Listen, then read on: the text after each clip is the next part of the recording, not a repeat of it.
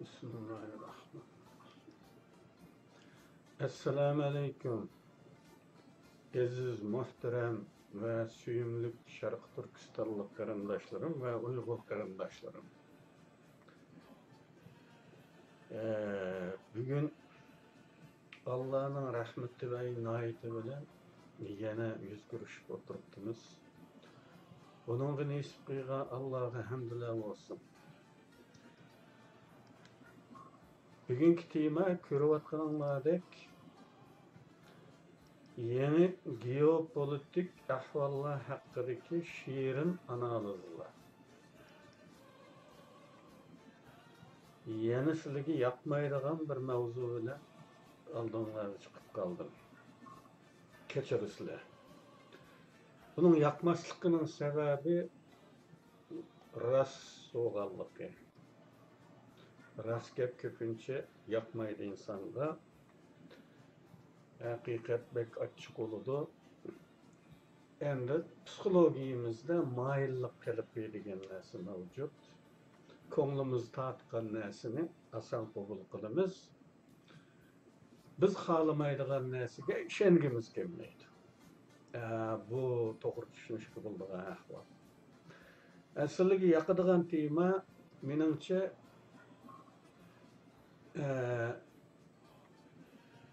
7-nji ay qolmay Amerika Xitoyga hujum qiladi. Xitoyni vayron qilib yutdi turidagi gaplar bo'lsa sizlarga yoqadiganligini bilaman. Ama reallik açık qarindoshlar. Biz texicha reallikka yuzlanmayapmiz.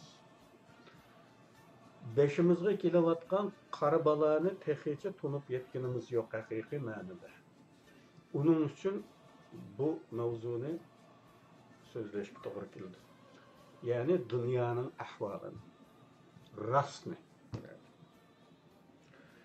Aldığınki videoda Rusiyanın acizleşişi bilen meydana keladigan yangi geopolitik ahvallar haqida to'xtalgan. Yoqmadi. Bu qarindoshlarımızdan xalisiga yoqmadi. Bu yangi ahvallar qarindoshlarga yoqmaydigan ahvol bo'lg'achqa qarashlarimga qarashlar az bo'lmadi. Bunda yangi ahvollar rostini desam menga bek yoqmaydi. Menga yoqmaydi qarindoshlar. İnsan balası üzüge yapmaydigan narsalarga quloq solishga kajliq qilganligi haqida psixik mulohazalarni qilib o'tgandim. Mayillik qilib deyiladigan bir turlik ruhiy holat bor insonda. İnsan ko'ngli nimaga tortadigan bo'lsa, shu mazmunni bekrak yoqtirib anglaydi va osonlik qabul qiladi. Bu ular uchun haqiqatdir. Yoqmaydigan mazmunlar yüksek so'zlardir. Yolg'on va shuningdek anglashga arzimaydigan turdagi bir nimalar bo'lib tuyuladi. Mening mayilligimni degandimi, millatimizning mavjudligiga ziyonliq mazmunlarni yoqtirmayman. Rostini desam. Shunisi reallik hamon bizning irodamizga, orzuyimizga uyg'un bo'lavermaydi. Yoki shuningga vaqtmay mavjud bo'laveradi. Mana bunisi echinishli bo'lish bilan birga yurakni yeydi. Ammo men kishilarning siyosiy mulohazaga ko'nsin. Haqiqatga yuzlanishni o'rgansin deyman. Maskallar odamdek o'zini xo'sh qiladiganlar narsalar bilan gol bo'laversa, reallikni to'g'ri tunimasa, to'g'ri tadbir elishqimi mumkin bo'lmay qoladi. Alqa tush ta'birlari bor-ku. Bunda birisiga tushunlarni deb bersanglar, bizning odatlangan kulturimizda yarışıdı. Obdan tushib ko'rapsiz deb obdan tarafga deb qo'yadigan, obdan tarafga ta'bir berib qo'yadigan bir odat bor. Hem bu bizning e'tiqodimizdimi, bir hadisda yaxshi falaylanlar degan bir narsadan qabahatlik bir bisharet almay, yaxshiga jo'rib bisharet elinglar deb deydigan mazmunda bir hadis var isimli qilishcha. Bu bizning uzaq kültürümüzden kelayotgan şoğaçqa tushkimi aşında ta'bir yurimiz. Yaxşılıqqa joriyimiz mümkün kadar. Belkim dünyanın siyasi vaziyeti hakkındaki mülahizalarimizda mı? Muşu tush ta'biri odatimizga o'xshash yaxshi jorish bizning ruhimizga singib qolgan bir odat bo'lsa kerak. Bunun bilan tushni yaxshi bo'ludi orqali ko'ngilni to'xtatamiz-ku. Qo'rqmaymiz-da uningda. Agar birisi bu chataqma tushun atogin beshonga bir balo keladi desa biz dakki-dukki ko'tarib qoladigan ish. Şunu yaxşıga jorib qo'yamiz, shuni ko'nglimizni to'xtatib yashaydigan ish. Shunga o'xshash siyosiydimi ko'ngil xo'sh bo'ladigan shirin mulohazalarni qilish bir turli ozdirish roli o'ynashi mumkin. Bu ishlarga o'xshamaydi bu. Bu ozdirdi odamni. Bundaq ko'ngil xo'sh mulohazalar umid bag'ishlaydi deyilgandimi? Bu umid dengizga cho'kayotgan odamni shalpaqiliga esildirib qo'ygandek bir ish bo'ldi. Qisqa mahallik umid bergandan keyin asli chiqqili olmas umidsizlikka patirish rolini o'ynaydi. İnsan bir narsadan qattiq umidlansa va u narsa kutgunidek chiqmay qolsa, aslidagidan bakrak solishab ketadi. O'zini yo'qotib qo'yadi. Tamamen ruhi çöküntüge uçraydı qarindoshlar. Onun için rastqa odatlanaydi. Nimaiki olmasin, haqiqat yanada haqiqatdir, yolg'ondan yaxshidir qarindoshlar. Agar mulohizamizni g'arbcha nuqtadan qiysoqmi, mening o'tganki mulohizam sharqchi bo'lib qolib ekanmish-da. Endi buni biz g'arb chiqib baqsaqmi, ahvol bir farqli emas.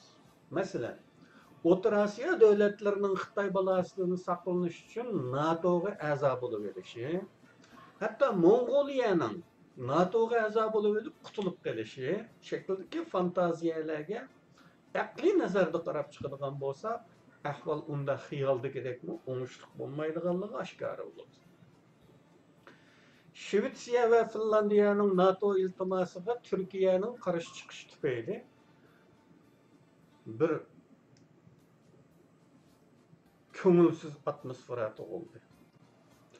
Bu atmosferada Turkiyaning NATO'dan chiqarib tashlanishi mazmunlari o'tirib tashlandi. Ya'ni ikki g'arb davlatini NATO'ga kirishga unumading, seni chiqarib yutib turib olaveramiz deydigandek mazmunlar. Demasimi, g'arbliklar bugungi aqli bilan bo'lsa-da, Turkiyani NATO'ga asla yo'l atmagan bo'ladi. Ishoninglar bunga qarindoshlar. Buningga balkim xil ko'pchilikning aqli yetadi menimcha. Turkiyaning Koreya urushiga bir batalyon askariy vartishi bilan qozonilgan kreditning mahsuli bo'lgan bu a'zolik zaman g'arbliklarni pushaymon qildirayotganligi bilinib turdi. Nima uchun? Chunki NATO g'arb blokining jandarmisi bo'lib, Osiyo, Afrika davlatlarining a'zo bo'lish qabul qilinishi mümkün emas. Türkiye'nin hata epsağanlık, epsizlikini yaşayotgan g'arib, O'rta Osiyo Cumhuriyetlerini, Mong'oliyani NATO'ga kirgizib olishi chekdan oshgan xiyolparastlikning mahsuli bo'lsa kerak. O'rta Osiyo davlatlarining yengilligidan foydalanib, Amerika bu yerga putini tiqishga urinib ko'rgan. O'zbekistonda bir harbiy baza, Qirg'iziston Manas aeroportida bir bazasi bo'lib, gerçi çoğun küçük harbiy qismlar bo'lmasa-mu, simvollik holda g'arb kunligi ularga soy tashlab turayotgan. Bu simvollik g'arb mavjudiyati bu davlatlar uchun bir kapolat bo'lib turayotgan. Bu xuddi mushukning mavjudligi chashqonlar uchun yetarli tahdid bo'lib, mushuk bor uydan uzoq turgandek ishidi. Gerçi o'midanmisa chashqonni tutib tugitib etmaydi mushuk. Mushukning mavjudligining o'zilla chashqonni qochirishga yetadi. Xuddi shuningdek bir ishdi bu. G'arbning bu yerlarni besib olish g'arzi aslo bo'lmaydi. O'rta Osiyoni besib olish niyati bo'lishi mumkin emas. Shunga uningda ensirashning hojati yo'qdi. Xitoyning bunda g'arzi bor va Xitoy bakmi yaqinda bo'lg'achqa chegirdosh. Asli ehtiyot qilishga tegishliki, mana bu besham qo'shni.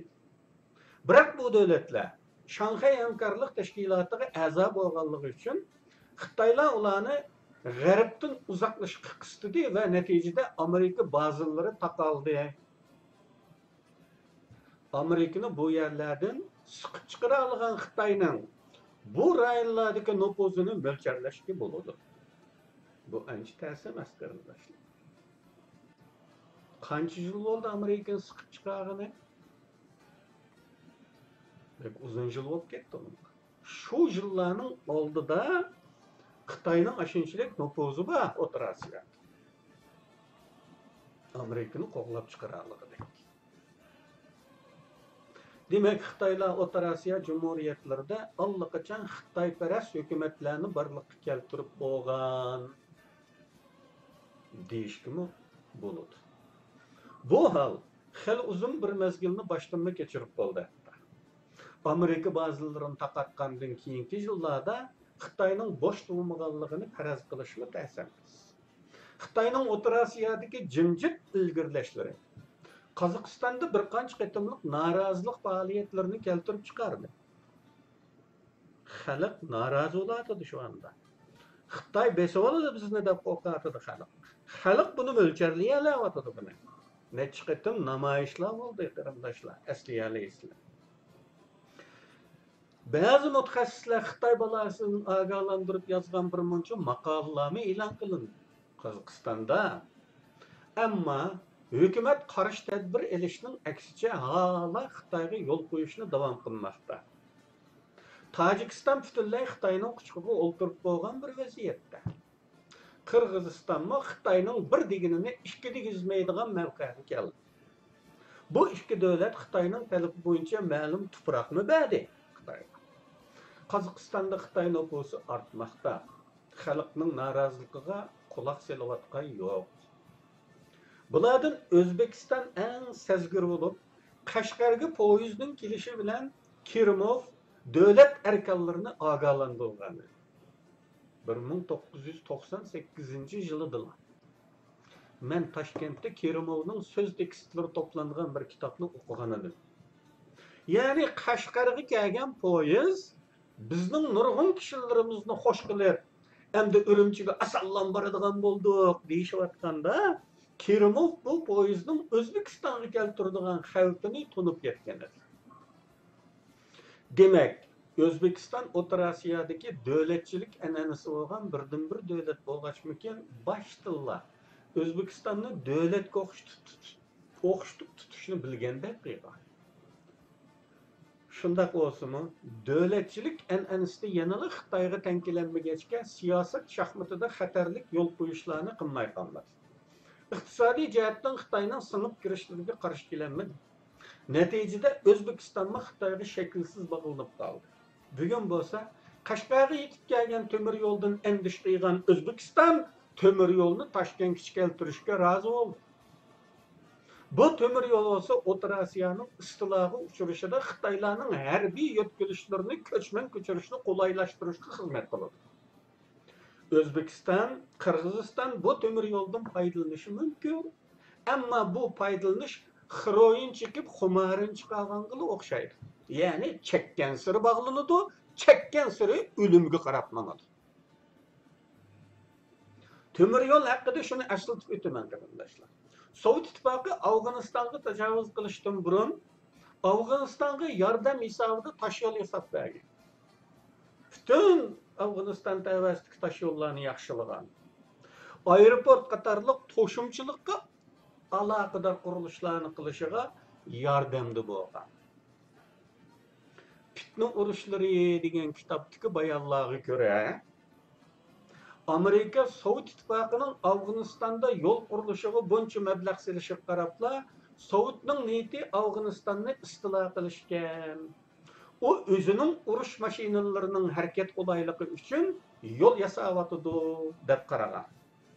Ve işinin taraqqiyatını yakından küzüp turuş için. Xitay bilen kelişip Qashqarga bir küzütüş antenisi oruntup Sovet uçurlarını elektronluk signallarının hemmisini toplap analiz qıp turgan. Qashqarda yaşaydiganlar asliyalayıslar. Paxtagligi mangadigan yolda, yolunun boyida Kızıl Deryası'nın boyudaki antena, aşı anteni şu. Şu çağdaki antena. Hatta qaysi günü hareket başlaydiganlığı kadar aniq bilip turgan Amerika. Yaponiya 2. Dünya Uruşı devrinde Xitayda nurgun taş yol ve tömür yol yasagan. Bunu kinolardan ko'rgan bo'lsangiz kerak. Bular Xitoyga yordam uchun yasalganmi? Ya, o'zining harbiy harakatlarini qo'laylashtirish, to'shish hajmini oshirish uchun qilingan atalmish yordamlar. Xitoylarning vatanimizda qilgan yo'l qurilishlarimi shu jumladan. Ammo bizning nadan xalqimiz nima degan shu vaqtda? Yo'l, ko'rik yasash bek savob ish. Bu yo'l yasaydigan obda hukumatgan deyishgan. Yalğanmı? Xitayning O'rta Osiyogacha kengayishiga NATO qarab turamdi degan masalaga kelsak, qarab turyapti. Afrikadagi ilgirlashlarga chek qo'yilmadi. Paris qo'ltig'ida harbiy baza qurishiga sukut qildi. Hind okeanini nazorat ostida tutishni maqsad qilgan Maldivlardagi radar punktlarga sukut qildi. Kengayishda kam bo'lsa bo'lmaydigan temir yo'lning Qashqardan Toshkentga bog'lanishiga sukut qildi. Endiki vaziyat xuddi tamsilimizda deyilgan onangning ayg'ichilik qildim balam degandek bir yak keldi. Amerikaning eng diqqat qiladigani Yevropani tizginda tutish. G'arbiy Tinch okean rayonidagi nufuz. Ichki quruqlik bo'lgan O'rta Osiyoga qiziqmaydiganligi kun sari ma'lum bo'lmoqda. Agar undaq bo'lmasaydi, harbiy strategiya nuqtasida muhim bo'lgan temir yo'l qurilishlariga sukut qilmagan balo qazoni bo'shkida cheklagan bo'ladi. Yana shuni mas'ul tushim kerakki, NATO yoki Amerika O'rta Osiyoning nim bo'lishiga qiziqqan bo'lsa, Afg'onistondan chekinib ketmagan, aksicha bu rayondagi mavjudligini imkoniyatning biricha kengaytgan bo'ladi. G'arbchi muloyizaga yana bir qo'shimcha. Men Xitoyning Rossiyaga yordam berishni g'arazlik, Rossiyaning taxmi qansirishi uchun dedim. Bu muloyizam sharqcha deb qaralgan bo'lsa, endi biz g'arbchi muloyiza qilib boqaylik. Xitoylar Ruslarga do'stona yordam beryapti degan nuqtadan masala qarab chiqaylik. Yordamlarning xolis va qarshiliksiz, tamossiz, maqsadsiz, badalsiz bo'lmaydiganligini hammamiz bilamiz. O halda Xitoylar Ruslarga do'stona yordam qilayotgan taqdirdami, yanada ma'lum badal talab qilishi muqarrar. O halda Xitoylarning Ruslardan kutadigan nima bo'lishi mumkin? Nayt tabiiyki Sharq Turkistondagi qatlamlarga sukut qilishni talab qiladi. O'rta Osiyoga qartilgan kengayish planida Ruslarning jim turib turishini talab qiladi. Shundaqla agar sharqiy sabti biror urush patqiga so'rab kirilsa, Xitoylar G'arbda parakandichilik chiqarmay turishini, bosh og'riqini ikki qilmayroq turishini talab qiladi. U holda natija yanada o'xshash bo'ladi. Bizga foydasi bo'ladigan bir ish yo'q o'tirmoqda. Sharqchi va g'arbchi muloyizadagi farq faqat shu. Rossiyaning uzoq sharqini Xitoylar hozircha ishg'ol qilmaydi. Faqat O'rta Osiyo bilan cheklanadi. Endi Ruslar yengilsa Xitoylarni tugishidi degan qarashlarga kelsak, bu qarashma bek bolalarcha qarash. Bu ikki davlat orasidagi urush. Her ikkisining orqasida ma'lum yordam beruvchilar bor. Yordam beruvchilar bevosita urushning ichida emas. Faqat moddiy destek ta'minlayotgan bo'lsa, yordamchilarning birlikda tugishib ketishi qanday? Tamoman mantiqsiz bir gap. Agar bu dunyo urushi bo'lgan bo'lsa, ikki guruh davlatlarning orasida bo'layotgan bo'lsa, mag'lub bo'lguchi shu bir guruh davlatning hammasi bo'ladi. G'albi qiyg'ichimi yana bir guruh davlatlar bo'ladi. Masalan, deylik, ittifoqdosh davlatlar g'albi qilsa, Antanta davlatlari mag'lub bo'lsa, O halda Antantı devletlerinin hemmisi mağlup boğucu oldu. Uruş mağlup boğucunun tamamen işgal eti bilen şersiz teslimi bilen ayaklaşılır. Değil ki Xitay ve Rusya Antantı devletleri olsun. İttifakdaşlarının tuğu Kreml sarayı üstüge kadılış bilen kalmay, Beijing Tiananmen'e kadılıdı. O halda. Dünya uruşu olan takdirde.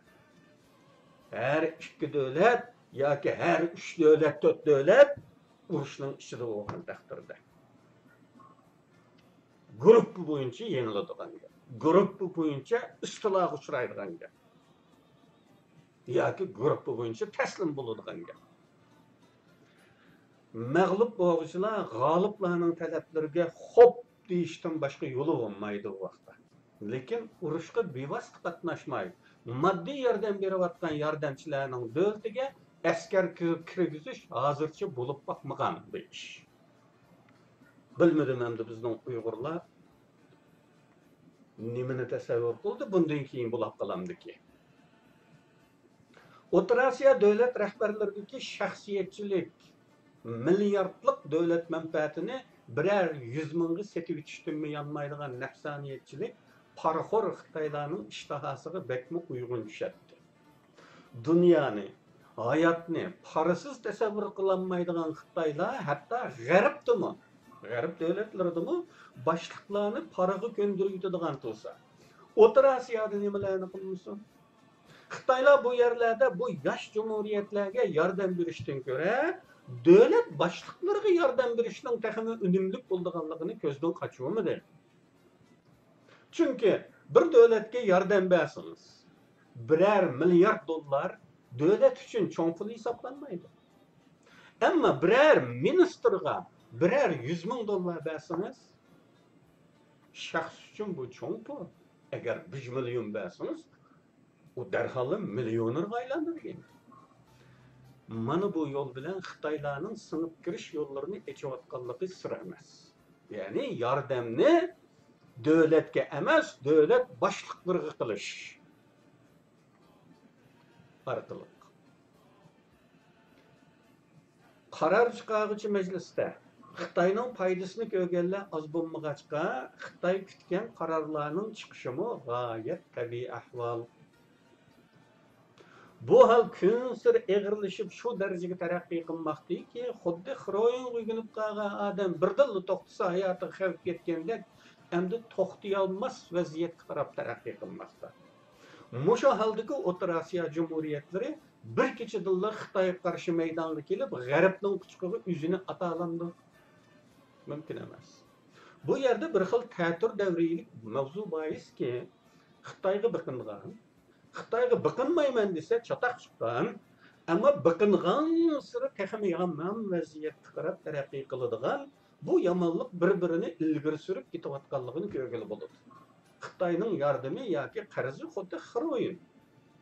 Chekmasang turolmaysan, chekkan siri halokatga yaqinlashsan. G'arb deganda Yevropami Amerika qo'shilib G'arb hisoblansinmi? Keyingi chog'larda Yevropaning Amerika bo'yinturuqqa qarshi yo'lqinishlari sir emas. Amerikaning homiyligini bir zaruriyatdek his qildirish uchun Amerika hamisha Rossiya qartini o'ynab kelmoqda. Urushdan keyin Amerika yordamiga mahkum bo'lgan Yevropa Amerika homiyligini ko'ngil rizosi bilan qabul qilgan bo'ldi. Biroq ko'p o'tmay o'zlarining mustaqilligini puchunlayotgandek, ya'ni qirlari puchunib to'liq va mukammalligi yo'qolayotgandek his qilishga boshladi.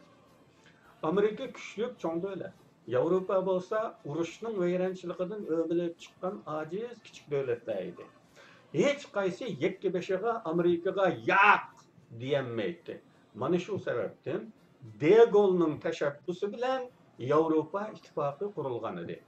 G'oyasi nimaki bu Yevropa ittifoqining qurilishidagi g'oyasi Amerika bo'yinturuqiga birlikda yo'q deyish edi.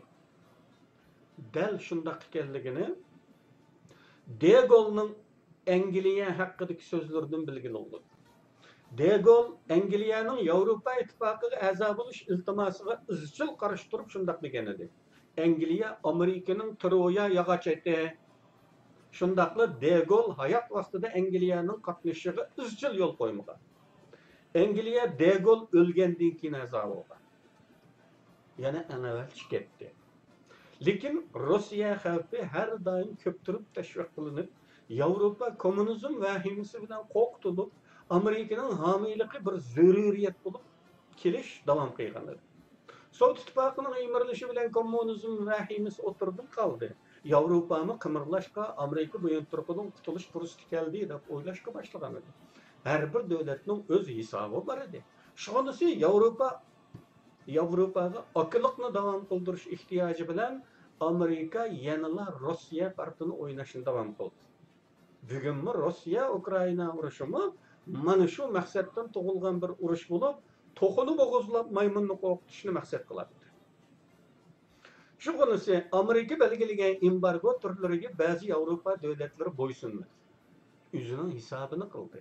Endi baldoqidek Amerikaning hamma gapiga ma'qul demaydigandek qilishyapti. Buni har doim ko'rib turyapmizki, Xitoyga qaratgan cheklimlarga pisand qilmay, o'z oldiga Xitoy bilan savdo kelishimlari qilayotganlar, Rossiya bilan yanada munosabatni normal tutishga tirishayotganlar mavjud. Bütün bular shuni ko'rsatadiki, G'arb deyilgan bu blokning o'z ichida nurg'un ziddiyatlar mavjud. Yevropa Amerikaning hamma deganlariga ma'qul deb ketmaydi.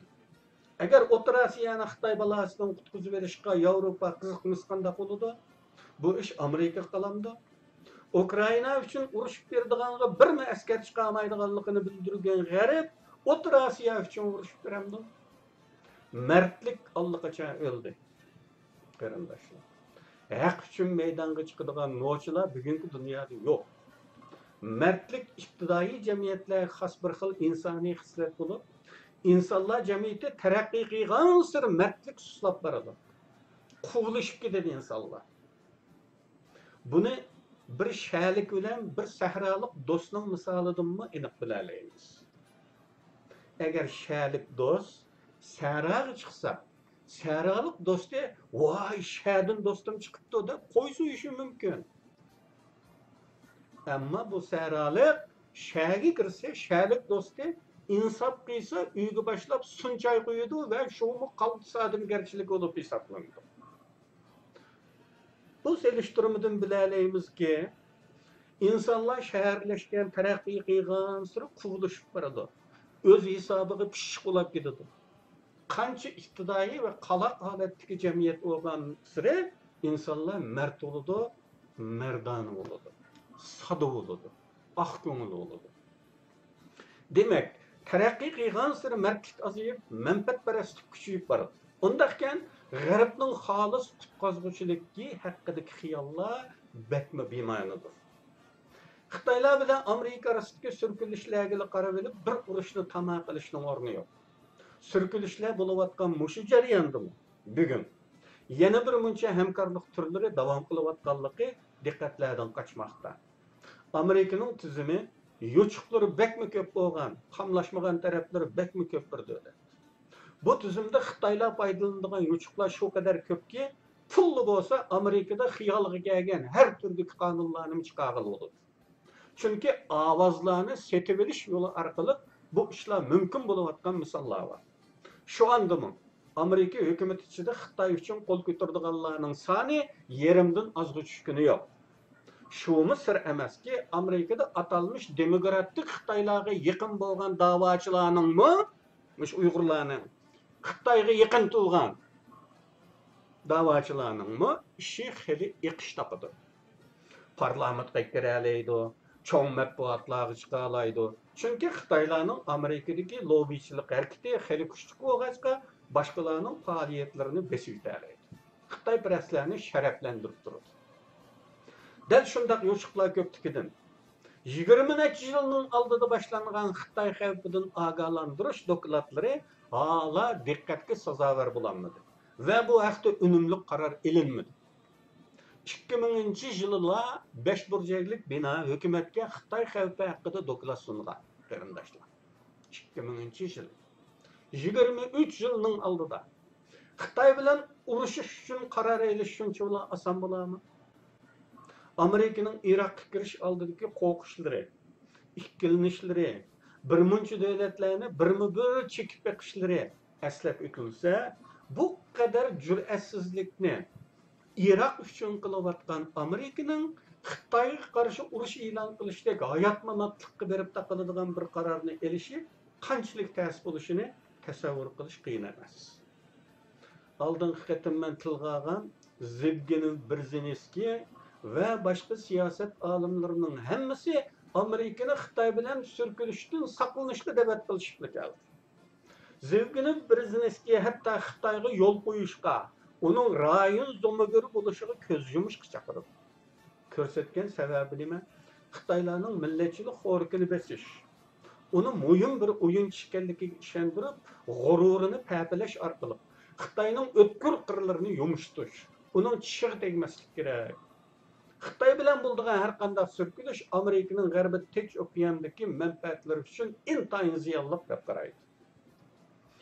Amerika siyosati asosan mana mush qarashlar ustiga qurilgachqa, Xitoylar bilan bo'lgan surkilishlar hamon ba'zi yo'l qo'yishlar orqali yumishtilib, xuddi eshakning yonboshiga tushgan oftobda qo'l isitgandek, bekmi vaqtliq tishliq fursati yaratish bilan davomlashadi.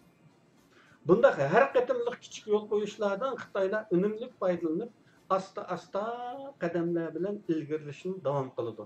Mana bu shuning o'zi Xitoy uchun yetarli. Xitoy aldirab ketmaydi.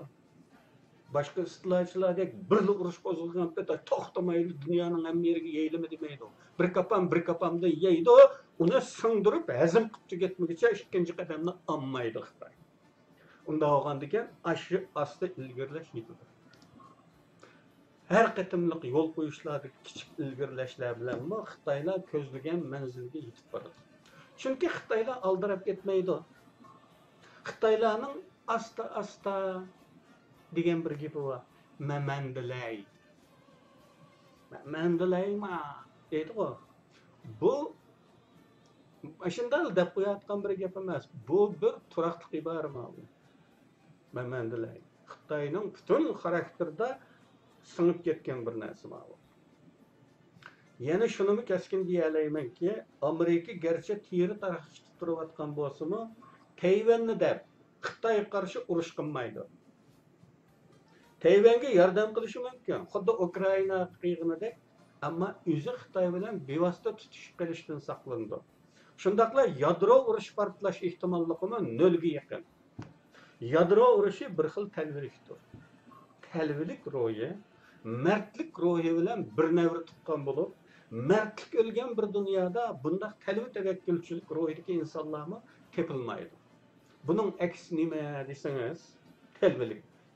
Talvi mijozning aksi nima desangiz, to'lxotini hisob qiladigan mijimariq insonlar demak. Xitoyning Tayvanga qarata harbiy harakat qo'llanish ehtimolimi yo'q deyapti. Chunki Xitoy biladi-ki, bu ish Xitoyning dengizlardagi qudratining eshishi bilan o'z-o'zidan hal bo'ladi. Hozir urush boshlab qo'ysa, har ikki taraf ziyon. Şu urush oqibatida bo'lgan vayronchiliklar astronomik raqamlardagi chiqimlar bilan davlatni ajizlatgandan ko'ra, tinchlik ichida taraqqiy qilsa, uchoq kemasini 5 ga yetkazsa, texnik foydali bo'lganligini obdan biladi. Gerçi Amerikaning Tayvan uchun urush qilishib bermaydiganligini bilsa-mu, yordam beradiganligiga jazm qila oladi. Bu yordamlar xosiyatida urush uzoq so'zlaydi. Bu uzak degan söz hergizmi yıllar emas. Nurg'un yıllar emas bu uzak. Çünkü Amerika yardımı bo'lmasa, Tayvanning faqat 24 saat bardoshlik beradiganligi haqida gaplar bo'lgan. Faqat 24 saat.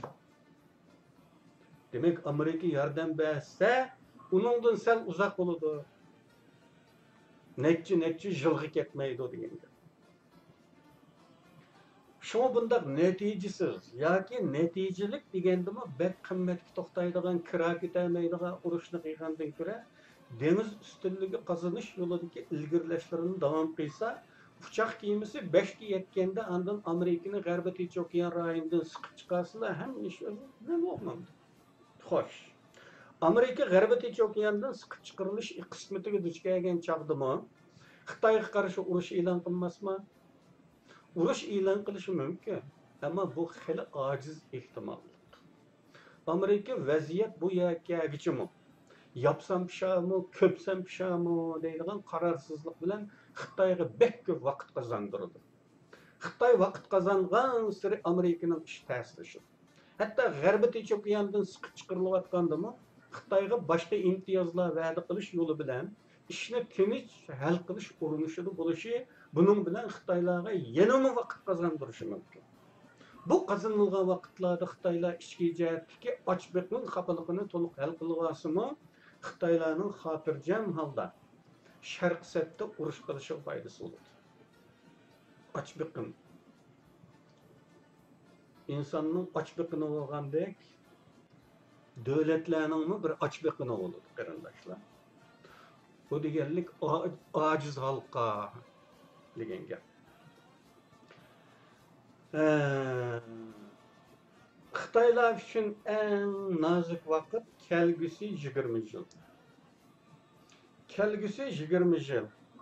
Xitoylar biror cho'ng ko'lamlik urushga so'rab kirilmaslar, dunyo zo'migarligiga choshtirib o'tirib chiqarlaydi. Xitoylar g'arb demokratiyasining yo'chiqlarini bek obdan bilib olg'achqa, g'oyasizlashgan, e'tiqodsizlashgan, pulni tangri qilib olgan g'arbni burnidan yetilashning yo'lini topdi.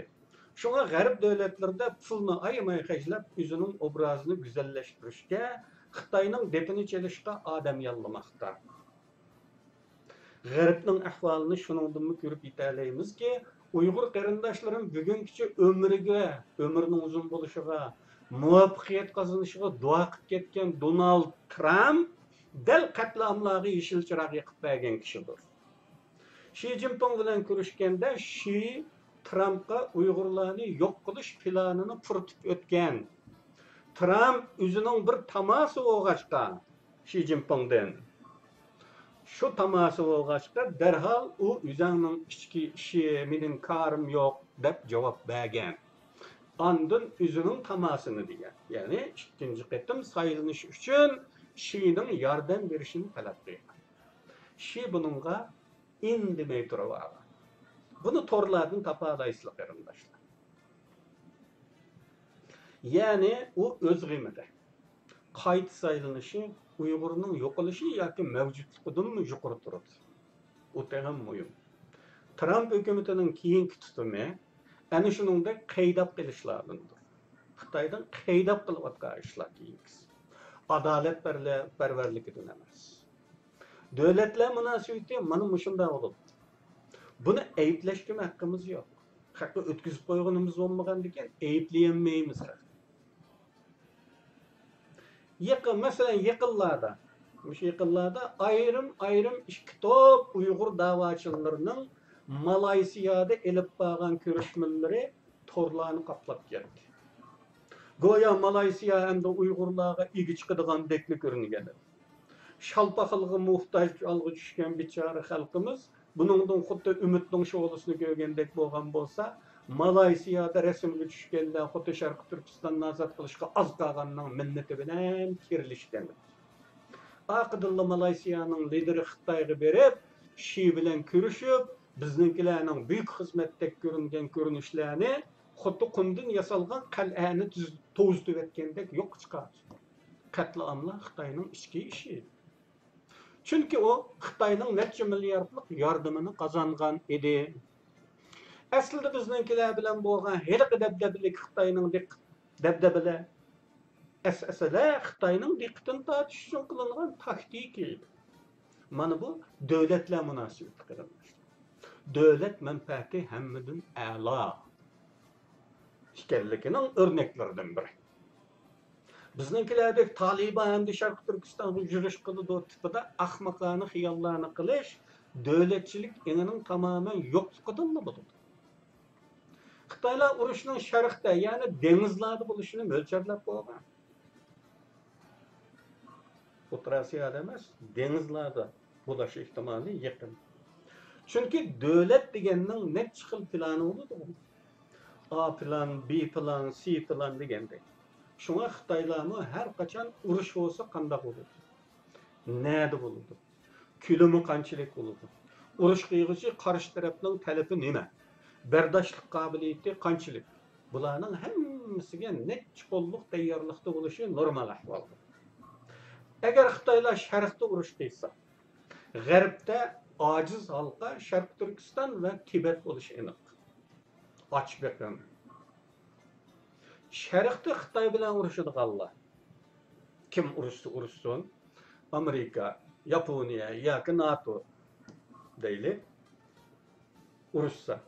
Cho'qimki Xitoylarning diqqatini taqitish, kuchini bo'lish, Sharq sabtiki eg'irlikni azaytish uchun Xitoyga g'arb tarafdan parakendizlik soladigan kuchlarni tashkillamay qolmaydi.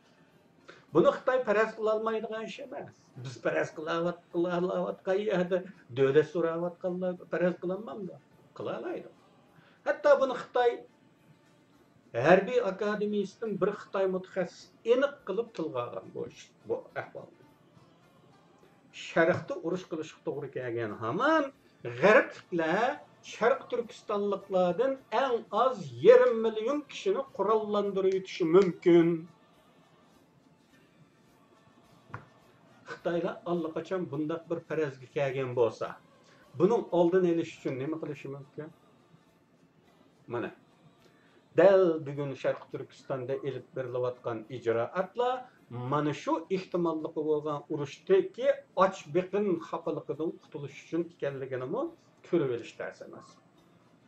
Kamplardagi mingish, Junxa millati kimligi bilan kallalarni to'ldirish, qo'liga qurol alaligidek yoshlarni ish berish bahonasi bilan Xitoyning ichki o'lkalariga to'shib ketish qatorliqlar mana shu g'arb tarafdan bo'ladigan parakendichilikdan saqlanish Sharq sabtda xotirjamlikka erishish uchundir. Sharq sabtda dengizlarda urush bo'lsa, buning Sharq Turkistonga foydasining bo'lmaydiganligi bir siri, endilikda Sharq Turkistondagi real ahvolda qo'liga qurol og'idek odamning tayini qolmayotganligi texmi alamlikdir. Biz kutgan urushning vaqti kechikkan siri biz uchun tug'iladigan fursatlar shuncha jiroqlaydi. Yana shuni deyish mumkinki, agar bu urush dunyo urushi bo'lmagan taqdirda rayon xarakterli urush, ikki davlat urushi turidagi urushlarmi bizga hal qilg'uch fursat qozondirmaydi.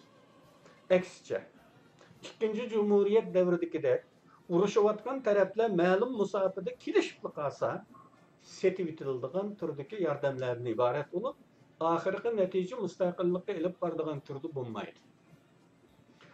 Cho'qim dunyo urushi bo'lishi, bo'lgandimi bu urushda Xitoy asosiy dushman bo'lishi va oxirida mag'lub bo'luvchi davlat bo'lishi va bu urush cho'qim kelgusi 20 yilning berisida, nerisida emas, berisida bo'lishi shart.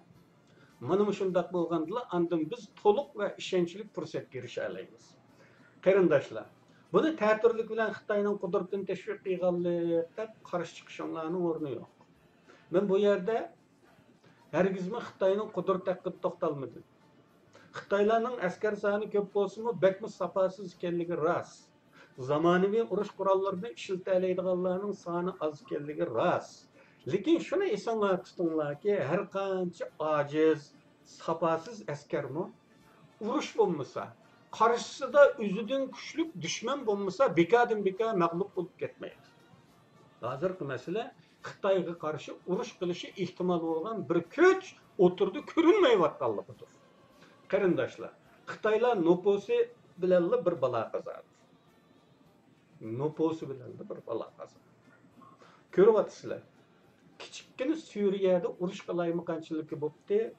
Necha million ko'chman sirtqa toshdi.